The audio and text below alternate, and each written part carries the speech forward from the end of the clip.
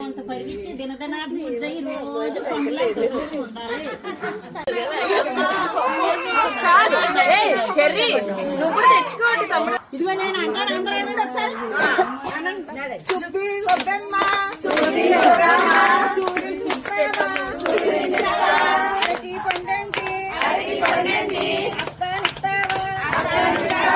మామిడి పండంటి మావానిస్తావా?